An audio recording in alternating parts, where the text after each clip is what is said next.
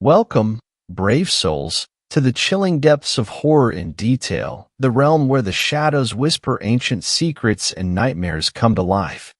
I am your guide through the darkness, and on this channel, we delve into the spine-chilling world of Wendigo horror stories that will send shivers down your spine. First story. The Lake in the Woods. This is a story about my sisters, Juniper and Marigold. June and Mary. Twins born on the first day of September. 2.5 years older than me. We lived in rural Wisconsin. Our father was a long-haul trucker and our mother waited tables at the Denny's. Mary, June, and I were great explorers, charting the woods behind our modest home with construction paper and dulled crayons. We spent most of our time playing outside, sun, rain, or snow. There was safety in numbers. We were always back in time for dinner. In retrospect, I'm not even certain our mother knew just how far from home we strayed. This is a story about a lake we found, a couple of miles into the wilderness. It was a Saturday in early February. We were bundled up in puffy jackets and snow pants. When we first came across the clearing, it was striking. The most beautiful thing my young eyes had ever seen. Crisp white snow, sprawling flat as far as the eye could see. There wasn't so much as a twig or a paw print to interrupt the pristine blanket of powder. It was Mary who realized there was water beneath. She pointed out the reed stalks that speckled the perimeter. Even approached what must have been the edge, crouched down and brushed away the snow to reveal ice. She was always very science-minded. Even with her mere 12 years of experience on the planet, she was one of the smartest people I knew. So, of course, she was the first to ask why we'd never seen this lake before.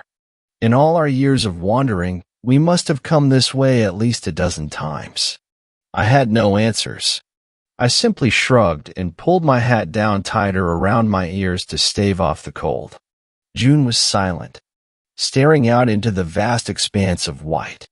Other people had trouble telling my sisters apart, but I never did. They had the same wavy chestnut hair, gray eyes, and angular jaws. They had the bones of birds, thin and fragile. But June was softer, quieter. She had more freckles sprinkled across her cheeks. Mary questioned and June listened. That was the way it had always been. "Do you hear that?" She almost whispered, gaze glued to the horizon. "What?" I asked, somehow feeling I should be just as quiet. "The crying. Someone is crying." "Junie, what are you talking about?" Mary straightened up, dusting the snow off her gloves. June raised a finger to her lips, requesting silence. I didn't hear anything. No birds. No rustling trees. I'm not sure I've ever experienced a deeper or more unsettling quiet. If there's one skill Mary never quite developed, it was keeping her mouth shut. It only added to the gravity of the situation when her eyes widened in sudden comprehension and a full minute passed before she said anything. "Where is it coming from?" She wheeled around, staring at the frozen lake, just like June was. June took a few steps closer to the edge of the lake. There was an odd look in her eye, one I've never seen before or since. She looked empty, like an upright shell with nothing inside it. Her face was devoid of any expression.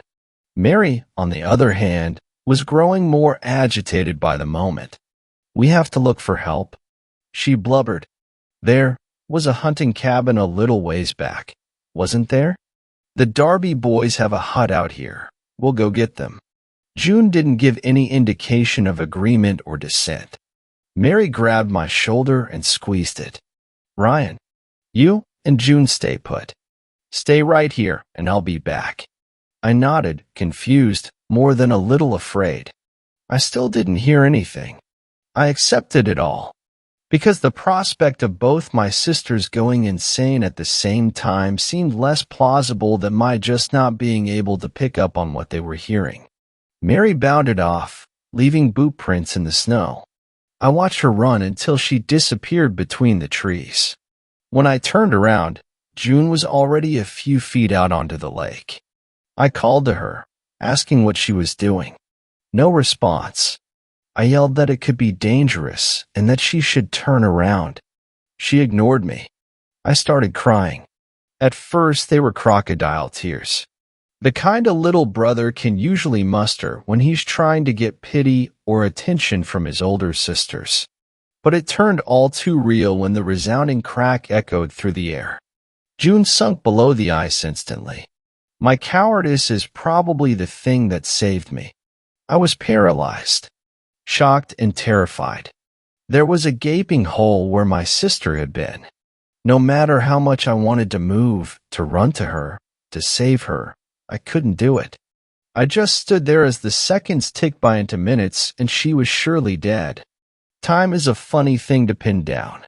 I couldn't honestly tell you how long it was before Mary showed up, with two of the Darby boys in tow, and I tearfully choked out what had happened. The Darby boys looked at me in utter bewilderment. Mary frowned with concern. June is right over there. Mary pointed. I turned to look. There was no hole in the ice.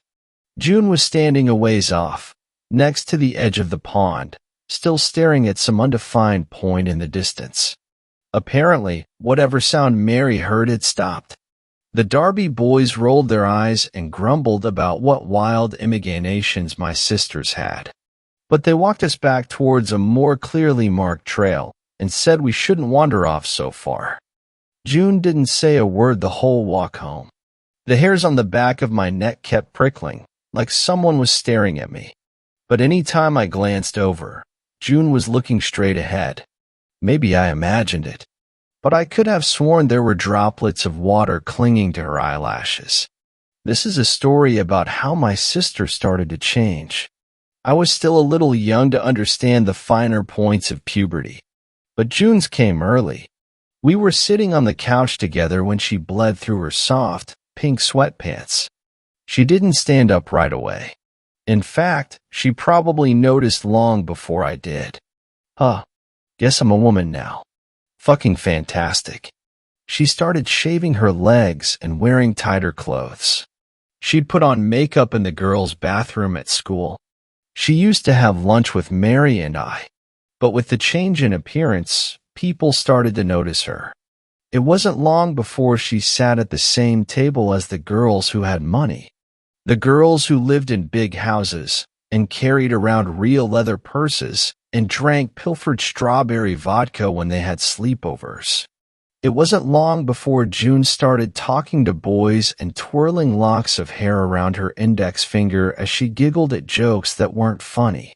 June used to come into my room late at night and sit on the edge of the bed. Sometimes she talked to me. Sometimes she would just stare.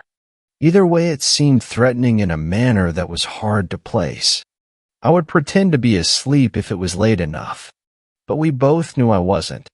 Sometimes I would cry. You watch me die, Ryan, she would say in that soft, eerie, calm voice. You didn't even try to save me. I'm sorry. Pressing my face into the pillow didn't hide the tears, but I didn't know what else to do. You don't love me. I do, June. I'm sorry. I was scared. You have no idea what it's like to drown. All that stuff about it being peaceful is bullshit. It hurts, Ryan. It feels like barbed wire wrapping around your lungs. It's like being trapped in a tiny box that keeps getting smaller and smaller until you're completely crushed. She would lean down to whisper right in my ear, her hand on the back of my neck, squeezing just a little too hard, was icy as the first snow. During the day, she'd carry around those little chemical hand warmers that skiers put in their gloves. But she wanted me to feel the cold, because it was my fault. Say you love me, Ryan. I love you, June. Good boy. Frank Darby went missing. I was probably the last person to see him alive. Or well, the second to last. I saw him climbing out of June's bedroom window a little after sunset, while I was raking leaves. It wasn't a secret what they'd been doing. I'd gone outside because I could hear the slick sounds and creaking mattress springs through the thin walls. June climbed out after him, smiling much too wide. Her hair was messy, and her face was flushed. The two of them got into the branches of the tall maple tree that grew beside our house and shimmied down it. They walked towards the woods, holding hands.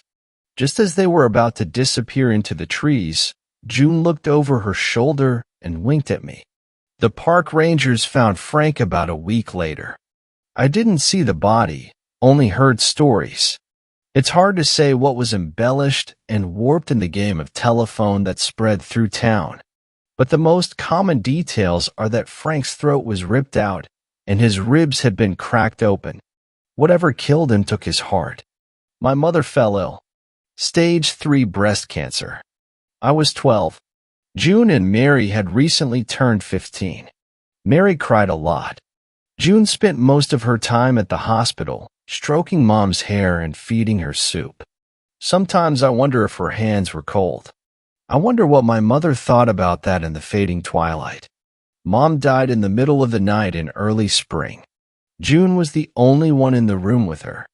Joe Darby met a similar fate to his older brother for a slightly different reason. Joe asked Mary to the homecoming dance. At that point, Mary was wearing glasses. We didn't have much money, so her dress was from the thrift store, several decades out of fashion. She and Joe swayed back and forth at arm's length, smiling awkwardly. Or that's how I imagine it happened. I wasn't there. I was there for the shouting match in our backyard. When June called Mary a cunt and they pulled each other's hair and fingernails broke skin as they tumbled on the ground together. Joe went missing shortly after that. Mary spent a lot of time searching the woods for him. After June apologized, they went together. They disappeared into the trees, holding hands, and a pile of bricks settled at the pit of my stomach. Mary came back with damp hair and stopped wearing her glasses. A few days later, the police found the shredded remains of Joe Darby. Once again, missing his heart. This is a story about a lake in the middle of the woods and how my sisters tried to drown me in it. It was a foggy winter morning. My sisters kept throwing each other meaningful looks across the breakfast table, communicating in that way twins will. Having a conversation I could never hope to understand. I was 14 and afraid of them both. When they asked if I wanted to go on a hike, I said no. They didn't insist. They didn't have to. Mary had made breakfast. The sleeping pills were already in my system. When the drowsiness hit, I tried to make myself throw up, but it was too late. They put me on a sled and dragged me out into the forest. I was unconscious for most of it, just little flashes of trees and sky. They waited for me to wake up. They were standing over me, completely naked, smiling wider than a human mouth should be able to stretch. They didn't seem uncomfortable, despite the frigid wind whipping through their hair and the snow between their bare toes. "Can you hear it yet, Ryan?" June laughed. "I'm sure you will soon. You'll join them, all of them, at the bottom of the lake, screaming for help, begging for mercy. It's a little pathetic, really. I wanted to believe I was dreaming, but I knew I wasn't. In a dream, my sisters would have shifted into something monstrous. Their hands would have become talons. Their teeth would have morphed into fangs around a forked tongue, but they looked the same as they ever had. Identical except for the freckles. They each grabbed one of my arms and lifted me to my feet with a surprising strength. They stepped in tandem, slowly towards the edge of the lake in a grim procession. I was the star of it all. My survival instincts must have kicked in about halfway to the ice. I began to struggle and scream, sure that nobody was listening. What is there to do when faced with imminent death but shriek at the heavens for mercy? As I screamed, there was a swelling chorus of tortured cries. It sounded as if the ground hand opened up beneath me to unleash the anguish of the damned. The deafening noise echoed all around us, centering on the lake that was no longer frozen over, but frothing and steaming like the surface of a cauldron. My sisters held my shoulders firmly and lowered me into the water. Feet first. It was blistering, painful beyond the point where I could distinguish heat or cold. It burned. That was all I knew. Perhaps it's poetic that a Darby saved me. Perhaps it was divine intervention. I tend to think it was nothing but dumb luck. It's hard for me to believe in God anymore. Or at least, I can't believe in a God that is fair and merciful. The only thing I know for sure is that evil exists. Something dark and twisted claimed both of my sisters and will never give them back. But a gunshot rang through the air, just when the water was lapping at my knees. June released her grip on me suddenly. My center of gravity shifted backwards. It was enough time for me to wrench out of Mary's grasp and crawl back up the snowy bank of the lake. I couldn't stand, but I kept pulling myself along, farther and farther away from the water.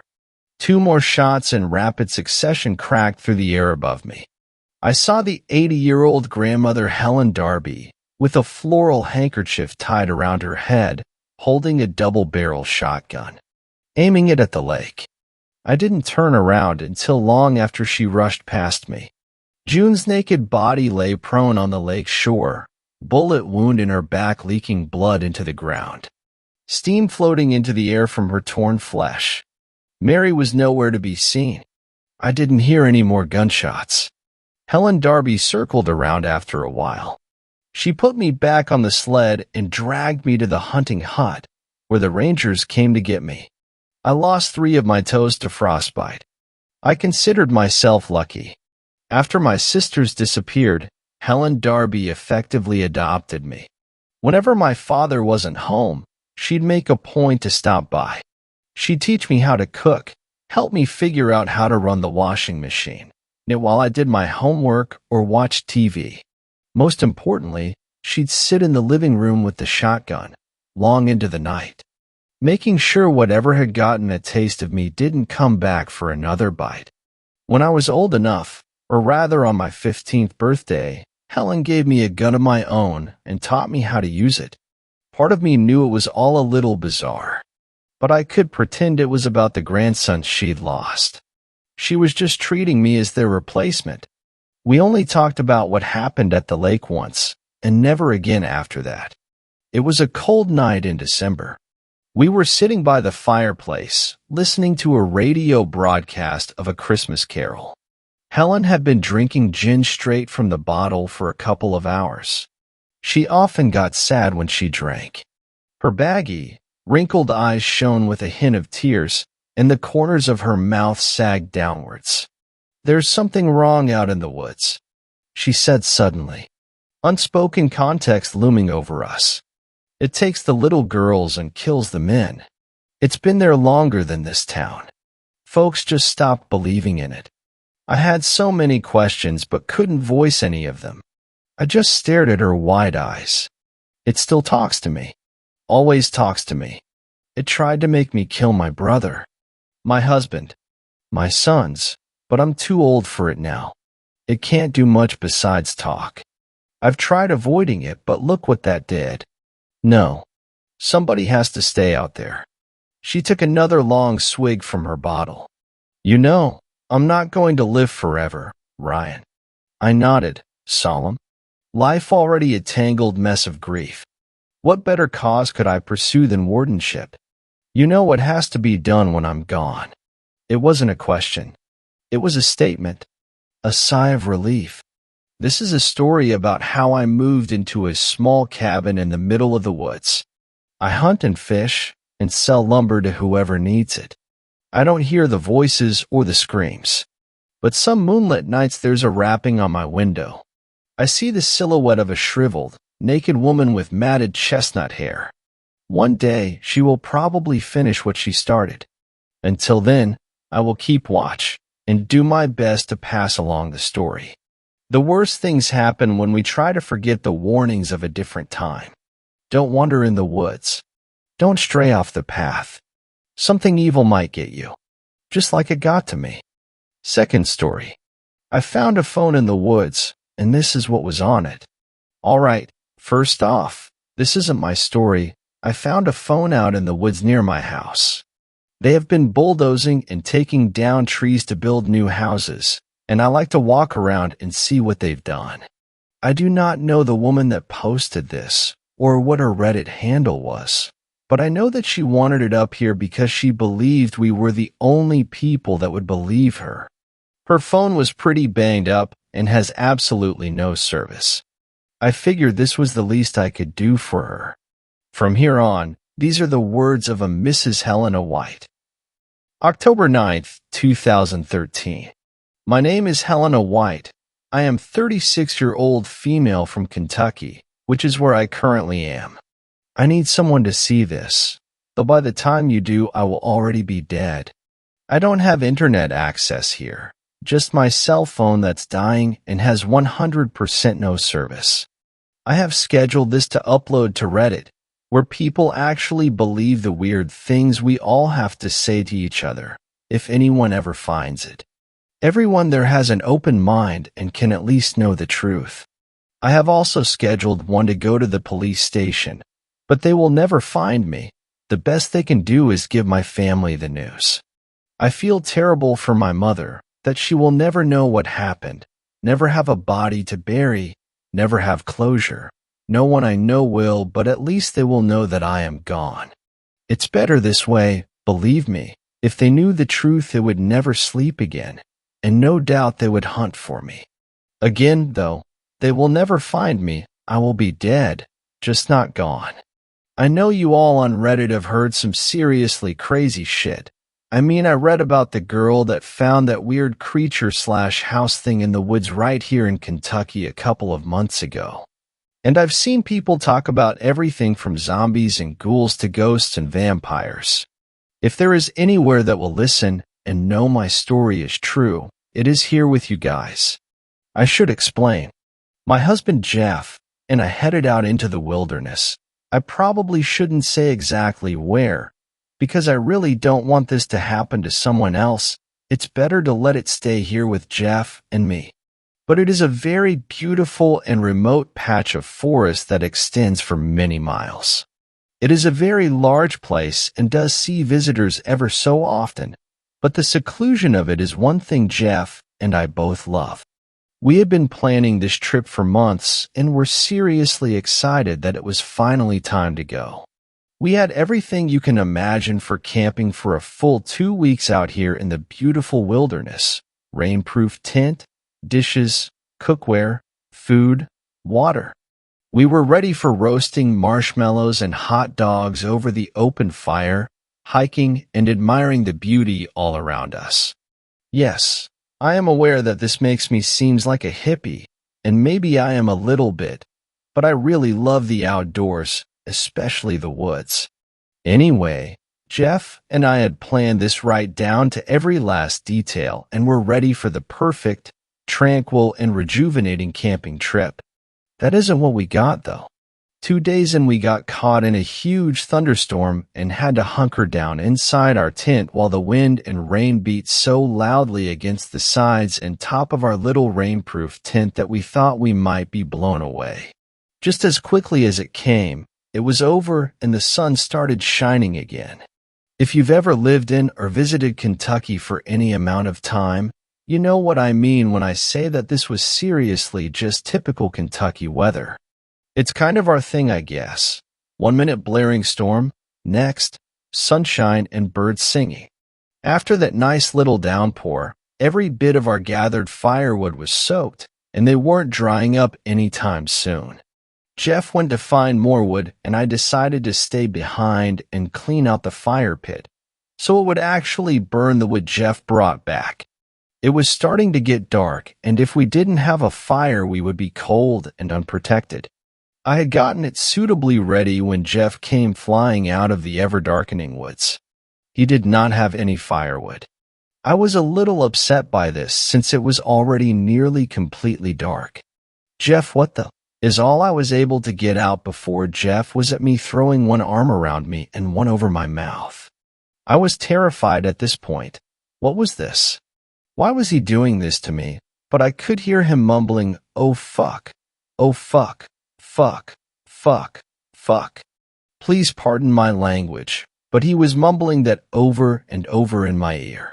I knew what that meant too. It was bad and about to get worse. I heard my husband's voice in my ear again. Helly is nickname for me.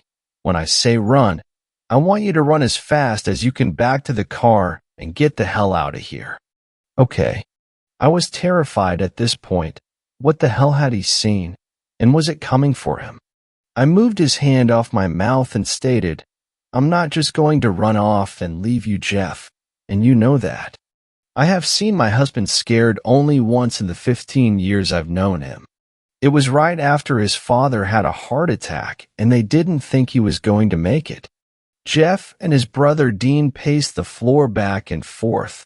Once I went to stop Jeff, to try to comfort him, but when I caught his eye, my heart broke.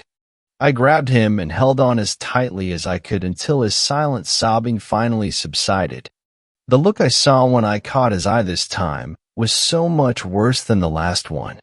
He was terrified of losing his father, but this was like he had reached a new level of fear. Before I could ask him anything else, we heard this god-awful roar.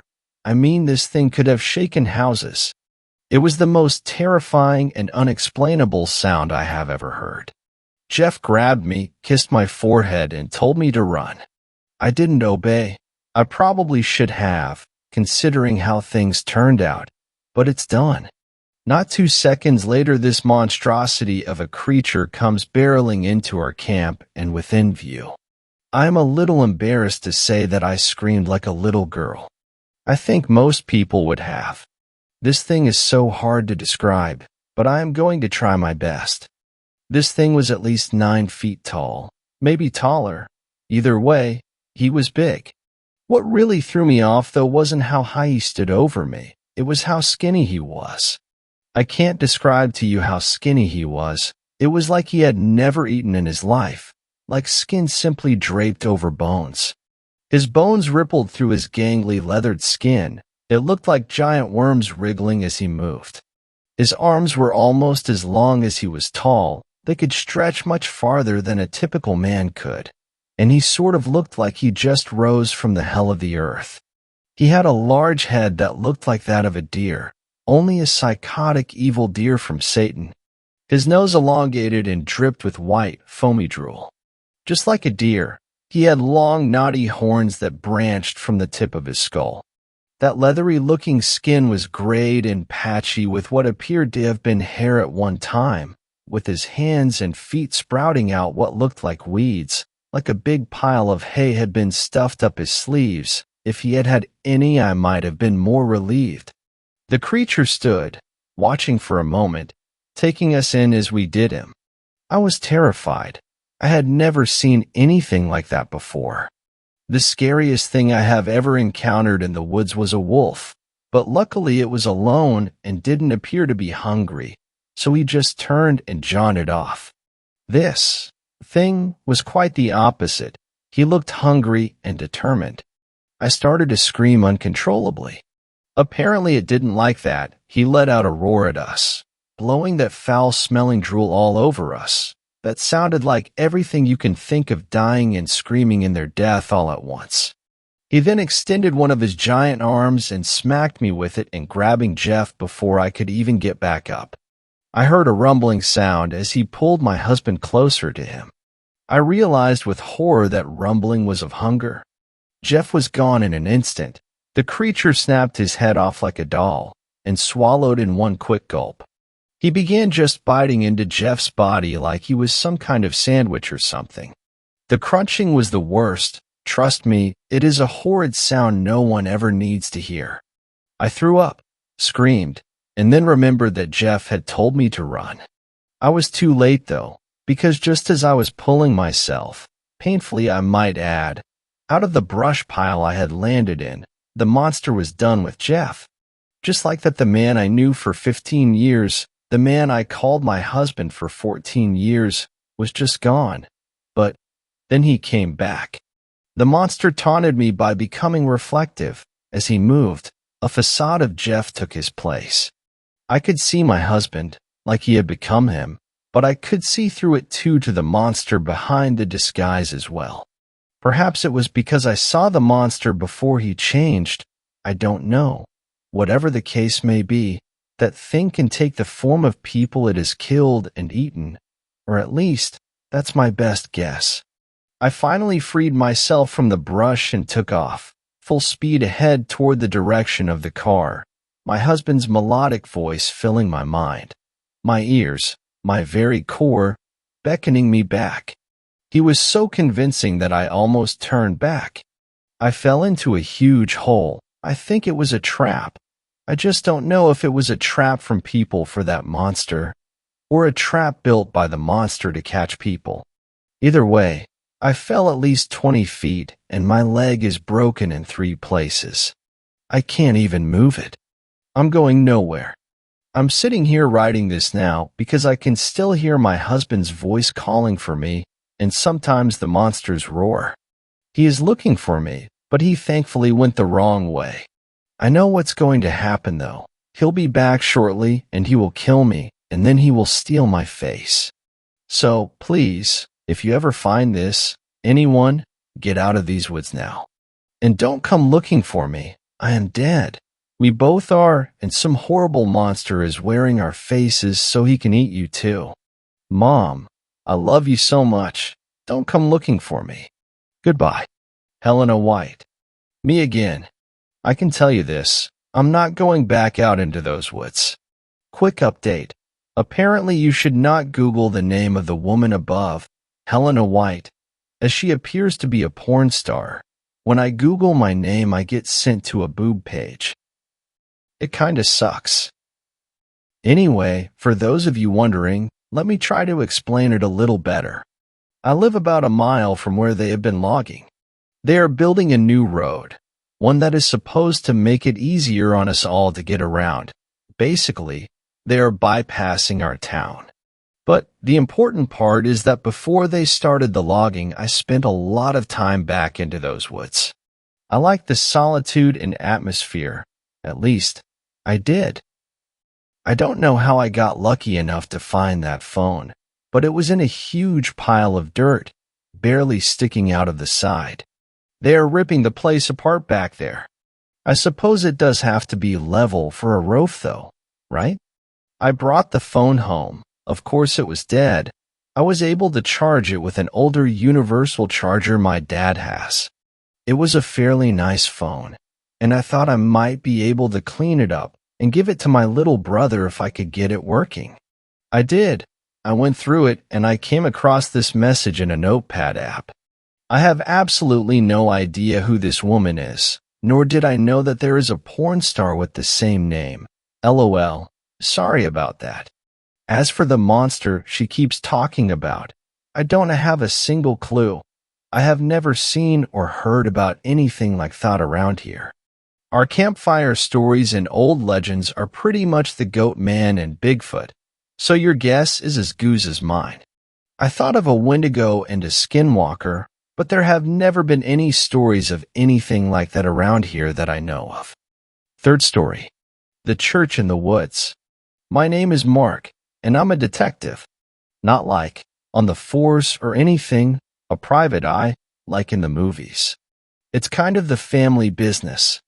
My grandfather was one, and my dad and I grew up in that world, and it was only natural that I go into it too. It's not as exciting a job as you would think if you go by Hollywood. It's mostly sitting in your car for 10 hours at a time, waiting to take pictures of cheating spouses to show the spouse who is paying you to prove that they're being cheated on. It's kind of a bummer sometimes. People get married, they get cheated on, they get divorced. So often, kids are caught up in the middle of it all. Now and then something crazy comes your way though, or something exciting. I want to tell you guys about one of the crazy ones. The craziest.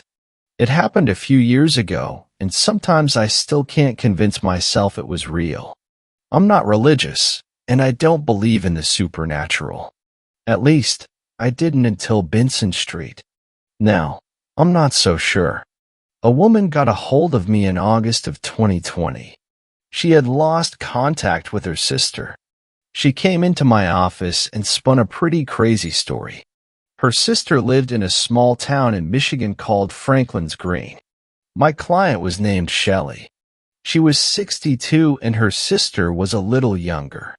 They were close and spoke almost every day. But for the last month, her sister hadn't answered her calls. And then Shelley did a little digging and came across a couple of news stories that were a little hard to believe. They said that everyone who lived on Benson Street had gone missing. There were 8 houses on the dead-end street, and every person who lived in them had seemingly vanished into thin air. I mean, I read the stories myself. After Shelley left, I did my digging, and she was right. It was crazy, and I was a little surprised the story hadn't gotten more attention. I called Shelley back that night and told her I would take her case. I didn't usually travel that far for a job, but the next morning I packed a few things up and left my office in Cincinnati. Hours later, I arrived in Franklin's Green.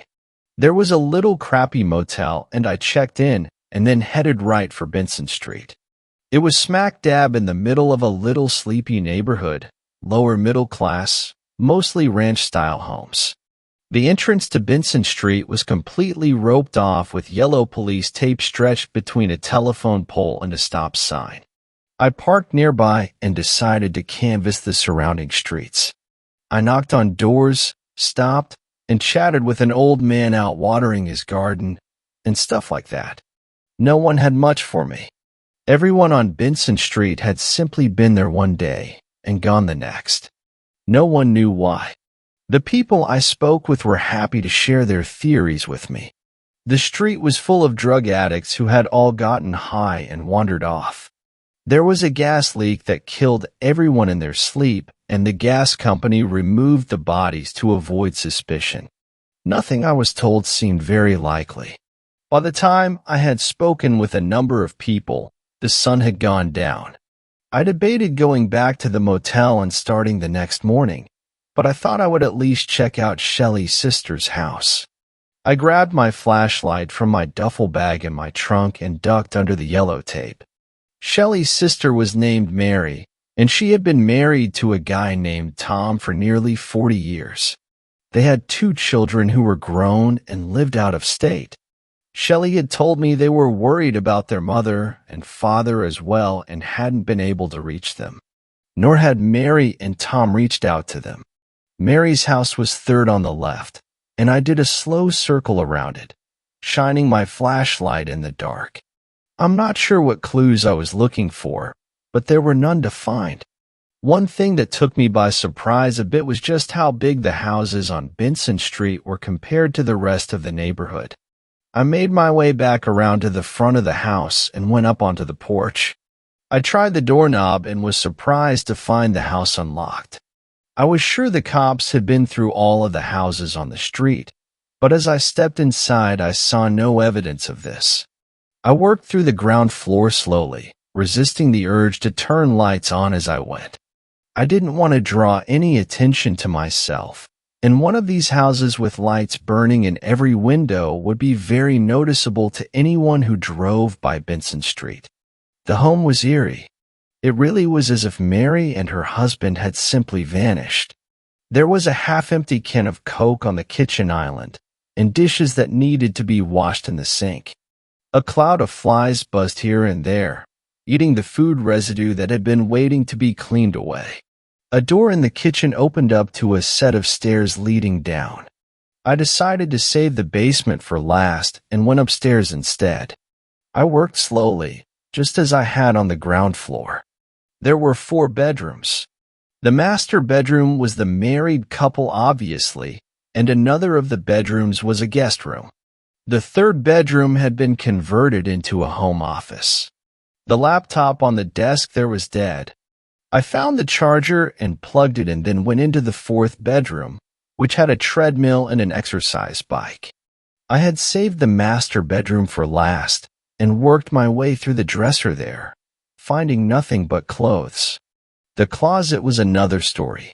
There was a shoebox up on the shelf, hidden underneath folded bed sheets and a hand-stitched quilt. I pulled the box down and opened it, surprised to find a knife. The knife was ornate, the blade curved, and the hilt made of bone and wrapped in leather. Etchings had been carved into the bone, and I unwrapped the leather to better see. I can only describe the etchings as strange runes. Almost like an alphabet, they were very letter-like, but damned if I knew what they meant. I took pictures of the knife and then replaced it in the box and hid it once again. All that was left was the basement, and I was surprised to realize I had been putting it off, even dreading going down there. I had no other choice, though, and headed down into the kitchen with heavy steps, and then down once more.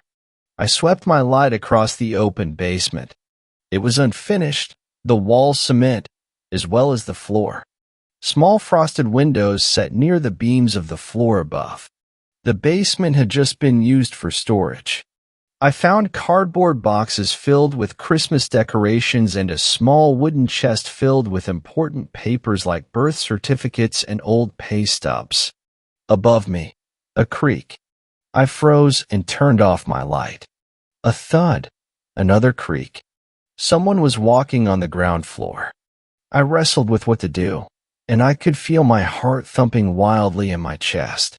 Did I call out? Admit that I was trespassing? Did I go upstairs and try to sneak out? Did I stay and hope they didn't come down? I crept slowly to the foot of the wooden stairs that I had come down. I had left the basement door open and cursed myself for my stupidity. I listened to the footsteps above me. Sweat stung my eyes, and I wiped it away. The footsteps came into the kitchen, and I moved away from the bottom of the stairs. I looked for a place to hide and wedged myself in behind a stack of plastic totes along the wall just as I heard footsteps on the stairs. I held my breath. I peeked out, but it was so dark down here I couldn't see much more than a dark shape. It paused at the foot of the stairs, and then turned and went back up. I waited for what felt like an eternity, but was probably only 10 minutes. I didn't hear any movement upstairs. I left my hiding spot and went to the foot of the stairs. I took them slowly, exited into the kitchen, and then shut the door as quietly as I could. I paused there for a long time, listening. If anyone else was still in the house, they weren't moving. I hurried to the front door and pulled it open. I stepped out onto the porch and pulled the door shut behind me. I rushed off of the porch and into the middle of the street. I turned and looked at the house and felt sheer terror as my eyes swept up to one of the windows that looked out into the street from the master bedroom. Someone was standing there, staring right at me. The same dark shadow I had seen in the basement. I turned and ran down the street to my car. I rushed to the motel and went inside my room. The locked door wasn't enough. I pushed the heavy circular table that served as an eating area in the small room in front of the door too, and found myself exhausted. I fell into a restless sleep. I dreamed of a dark shape and of that curved blade. When I woke the next morning, I thought about going to the local police and telling them who I was and who had hired me, but in my experience, most cops don't take kindly to private detectives, and I was afraid they'd keep me from Benson Street. So I showered, dressed, and headed back over. I felt a little more comfortable in the daytime. I went back into Mary's house and looked for evidence of someone else having been there the night before, but found none. Then I went back outside and started at the end of the street and tried the front doors as I moved around the cul-de-sac and went up the other side. A lot of doors were locked, but 2 were unlocked. The houses I could enter were a lot like the ones I had been in the night before. It seemed as if whoever had lived there had just vanished, or up and left without taking anything. In the first house, I found a full set of luggage, and it didn't seem like the overstuffed closet and drawers full of clothes had been touched. No one had packed for a trip. In the other house, I found something rather alarming. It sat right out on a bedside table in the master bedroom, a knife exactly like the one I had found in Mary's home, hidden away. The same bone handle, the same runes carved into it. The same curving blade, sharp as can be. I went back to the middle unlocked house and began to search. It took me a couple of hours, but then I found it, stashed away in a floor vent. An identical knife. I left quickly and went in my car. I found a little diner and stopped for lunch, and sat at the table with my phone, searching online for any sort of information I could find on the knives. I searched for news about cults in the area and came up with nothing. I had taken pictures of the knives and tried to find anything about the runes, but ran into a dead end there as well. After lunch, I went back to Benson Street and stood on the sidewalk. I was fairly sure that if I broke into the locked homes, I would find knives there as well. I walked slowly past the houses and paused at the end of the street. Past the end of the road were woods, mostly evergreens. A dirty little path cut from the end of the street and through the lawns of the two homes in front of me into the trees. I started down the path. It was well-worn and continued well into the woods, curving around trees and overgrown plants. I walked along it for nearly half an hour before I saw it. The church was old and made of wood, squat and slanted. A spire went up over the front double doors, a strange symbol that resembled an inverted cross made of what looked like iron nailed to the front. I went to the building and tried the doors. They opened freely. Surely the police hadn't missed this strange building. Inside were a few rows of pews and an altar at the back of the large open room. A large leather-bound book with yellowing pages that curled at the corners sat open on the altar next to a silver cup stained red inside. I couldn't read the book. It was written in the same strange runes that were etched on the handles of the knives. I took pictures of a few pages and hurried back outside. Standing in the church, I had felt a growing sense of unease, almost like I was being watched. I thought of the shadowy figure that had been watching me from the window of Mary's home and shivered. I went back to Benson Street and rushed to my car. I drove to the safety of my motel and went in and locked the door, barring it once more with the table. I called Shelley and told her about the church. She had never heard her sister or brother-in-law speak of it. I hung up with her, and it struck me for the first time that the sisters were named Mary Shelley. One of their parents had a literary sense of humor. I called Mary and Tom's two children next, one after the other, and asked about their parents' religious stances. They told me their parents were Catholic, but not practicing. Church hadn't been a thing in their lives as kids. I sat on the end of the bed and scrolled through the internet, trying to find the strange inverted cross sigil I had seen on the front of the church. It took hours, but eventually, I found it. I clicked on the picture, and it took me to an amateur website that seemed to be all about various demons and hellspawn. It was the symbol of something called the Nameless One, and it was said he would bring his followers great wealth and power in exchange for sacrifices. I thought immediately of how the homes on Benson Street were much bigger than those nearby. I set my phone aside and shivered. The whole thing was freaking me out. I do not scare easily, but that job I had taken was proving to be a strange one, and I couldn't get over the feeling that I was messing with something I shouldn't. When the sun went down, I drove to the local bar, a place called Mel's. It was busy, and I took a stool at the bar and had a beer. Over the course of a few hours, I spoke to a few townspeople about Benson Street.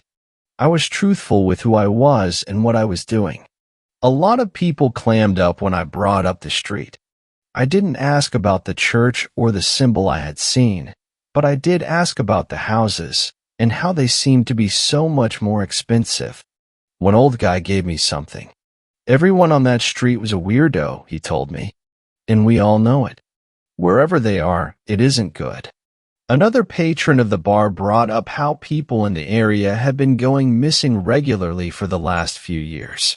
Drifters and homeless folk, no one important, no one who got the police involved very much. Back at my motel, I called Mary and Tom's oldest. I asked if they had grown up in the house on Benson Street, and he told me no. His parents had bought it a few years ago after Tom had retired a few years early. I thanked him and hung up. I was asleep when a thump at my door woke me. I went to the peephole and peered out, but could see no one. Fear gripped my heart with its icy hand. I went to the window and carefully pulled the blind back at the edge and looked out into the parking lot. A line of 4 people stood there, right in the middle of the black pavement, staring right at my room. It was dark and I couldn't quite make out who they were.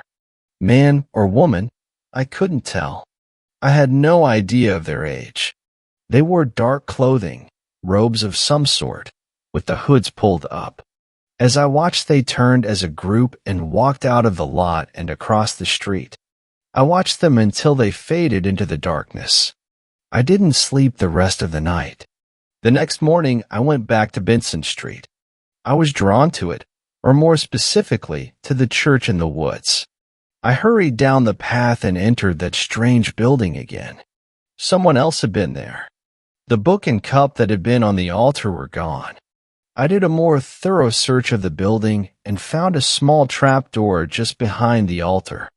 I lifted the hatch open and shone my flashlight into the hole.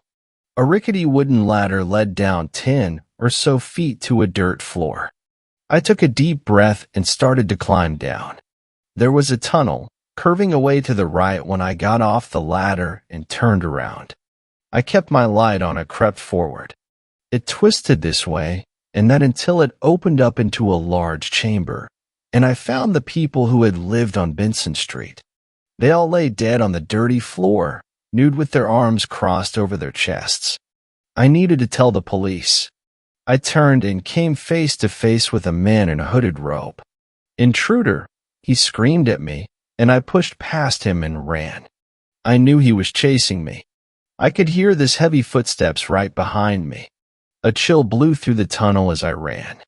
Voices burst forth from nowhere, speaking a language I couldn't understand. I got to the ladder and began to climb. I got to the top and rolled out of the hole and turned and used my foot to slam the door shut. There was no way to latch it. I stood and turned, shocked to find 100 or more candles had been placed throughout the church, all burning. So 2 or more robed figures. One came at me as the trap door behind me burst open and my original pursuer came through.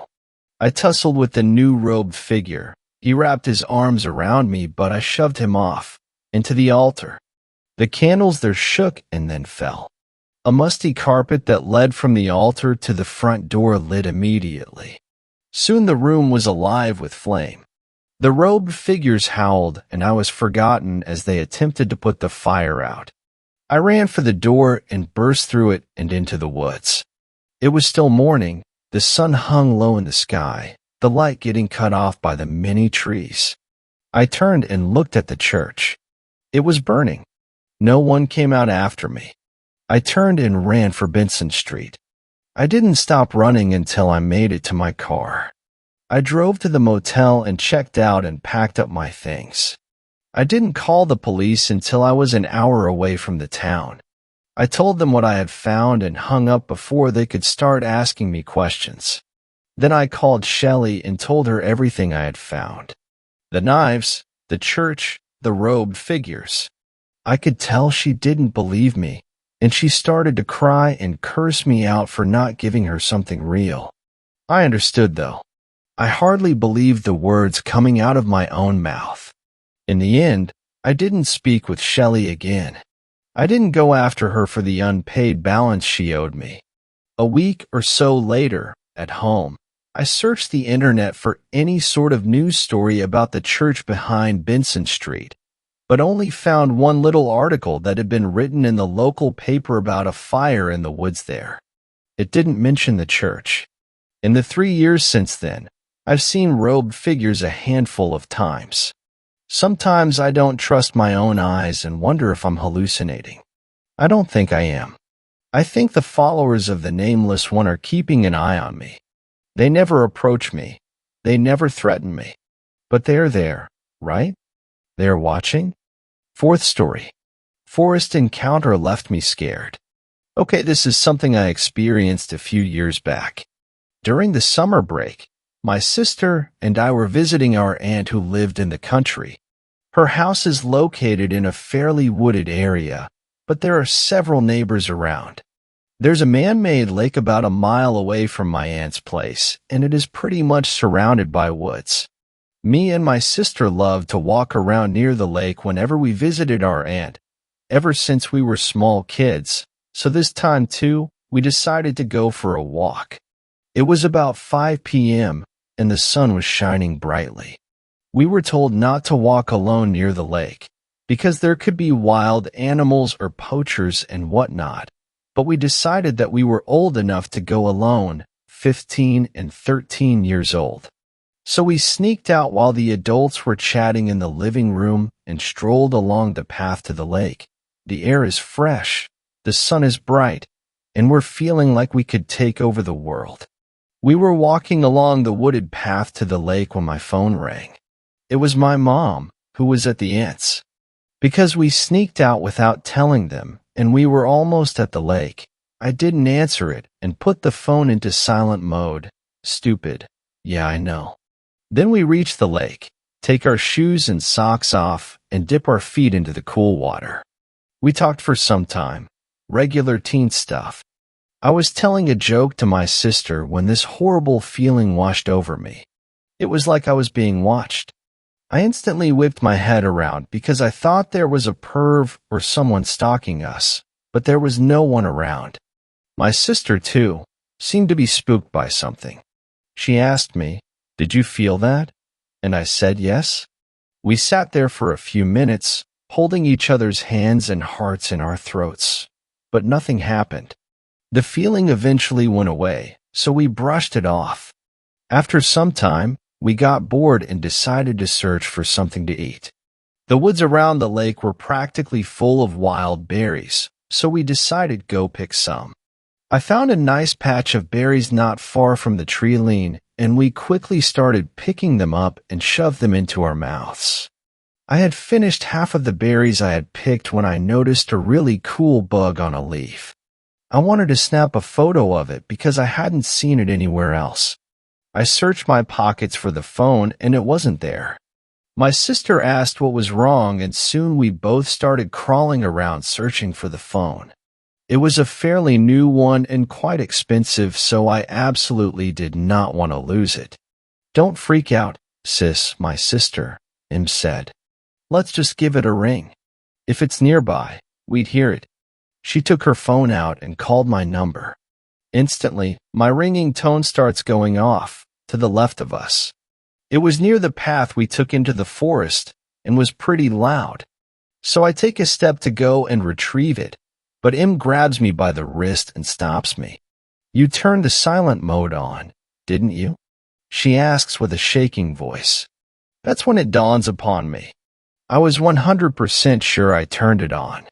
If the phone is silent, then what the fuck is making the ringing tone?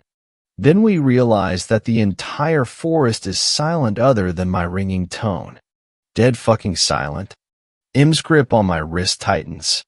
We look at each other, with sheer terror in our eyes. Suddenly, the ringing stops. Silence. We waited for another 10 seconds. That's when we heard it.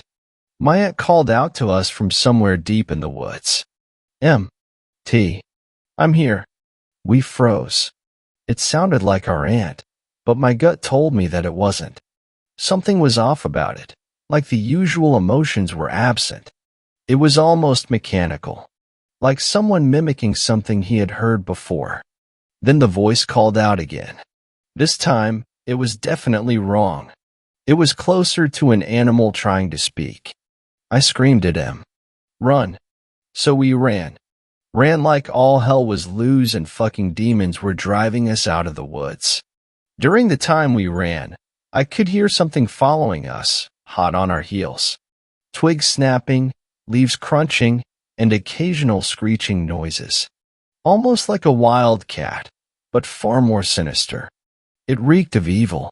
We ran past the lake as fast as we could and finally reached the paved road where several vehicles were parked. The woods also ended there. We were out of breath and scared to the core. I turned around to look, there was nothing. Several people gave us concerned looks, but no one asked anything. We walked with a group of folks who were heading in the direction we needed to go. We kept looking around, but the usual sounds were there, like birds singing. When we got home, we were immediately grounded. We were not allowed to go for walks for the rest of the time we stayed there, even with an adult. We didn't protest. Sometime later, I described this encounter to my aunt. She looked at me, her face as white as a sheet of paper, but she didn't say anything. I tried to press her for information, but every time she shook her head and refused to talk about it. Later, I heard their town had a lot of disappearances after our experience, especially kids and homeless people. I don't know if these things are related, but something tells me they are. Both my sister and I get shivers when we talk about it, considering how close we were to getting abducted or even killed. I now know about crawlers/rakes, and I believe that's what we meant. Fifth story. The well in the woods. When I was a kid, Dad told me to never go into the woods near our house. Of course, I always asked why, but Dad didn't seem to want to talk about it.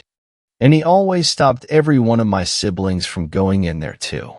I'm the oldest of 7 siblings, from oldest to youngest. There's me, Diego, and then there's Silvana, Sebastian, Carlos, Inez, Romina, and Alejandro. And all of us are forbidden from going in the woods. All of them always protest, especially Inez. She's really been getting into a bunch of witchcraft stuff recently and wants to go in the woods to do who knows what. But I found out firsthand when I was 16 why Dad didn't want us in the woods. People went into the woods all the time and came out okay. I used to live in Blackthorn, Ohio, and the woods in my childhood house are near the border of town. I was walking by the woods when, more curious than ever, I decided to go in and see what Dad was making such a huge fuss about. I walked around, going deeper in, and found nothing. I laughed at Dad and was about to head straight back out when I found an old well in a clearing. I don't know what compelled me to look into it, but I did. And all I saw on the bottom was a bunch of dirty, slimy water and other gunk. I leaned a little too far over, though, and I fell in. I screamed all the way down before landing with a sick splash. Luckily, I survived the fall, landing on my butt. I sat at the bottom of the well and screamed, when something I couldn't explain, at least not then, happened. The slime and gunk began to move, eventually shaping itself into an almost humanoid shape. It towered over me. I tried to scream again, but nothing came out. There was a small plastic purple figurine of a superhero in the well with us. The slime creature reached out and grabbed it, passing it to me. I held it, still scared and unsure of what this creature wanted to do to me. But nothing happened for a while. Eventually, I started absent-mindedly playing with the toy. And that's when the creature took it from me, whooshing it around its head, pretending the toy was flying. I gulped. I was starting to suspect the impossible, that this creature just wanted to play with me. And so, I indulged the slimy monster. For about a week, we mainly played with the superhero figurine and sometimes assorted clapping games. We tried playing tag once, but there wasn't any room in the well. And eventually, the police found me in the well and got me out. I told them I had fallen in the well and been unable to get out until they rescued me. For whatever reason, I didn't tell them about the creature. Mom and Dad were mad at me for ages, but especially Dad. And I bring it up now because of my recent re-encounter with the creature. I came back home for a visit recently and to visit some of my other siblings. Carlos, Inez, Romina, and Alejandro still live at my childhood home. And especially Alejandro will live there for a while. He's just a baby, after all. And for a third reason, to revisit the woods, to see that creature again. And when nobody was looking, I walked off into the woods and found the well again. I looked into it, looking for the creature, and this time, The slime and muck rose out of the well to see me, pulling me forward in a hug. It still had the superhero figurine. It was really tight, though. I tried to struggle out of its grasp and failed. I worried it was going to just kidnap me in the well forever. I regretted every decision that had led to this point. Suddenly, I heard footsteps behind me, turning around to see Dad. I started panicking, but he spoke first. Theo? I was confused. Theo? The creature had a name? And how did Dad know it? Just then, Dad pulled a matching superhero figurine out of his pocket and showed it to the creature. The creature took it and started making the two superheroes fly together. And then Dad explained everything to me. When he was 4, he and his best friend Theo had gone to play in the woods with their favorite superhero toys, pretending they were flying. But Theo hadn't seen the well, and he had fallen down and broken his neck. And now apparently he had been resurrected as this slimy creature and was still mentally 4. These days, we've come to an arrangement with him. Either me or Dad comes and plays with him for a while, at least twice every week. And of course, not actually in the well, but still in the woods. It's a bit strange babysitting a giant slime monster with the brain of an average 4-year-old. But it's growing on me. No pun intended.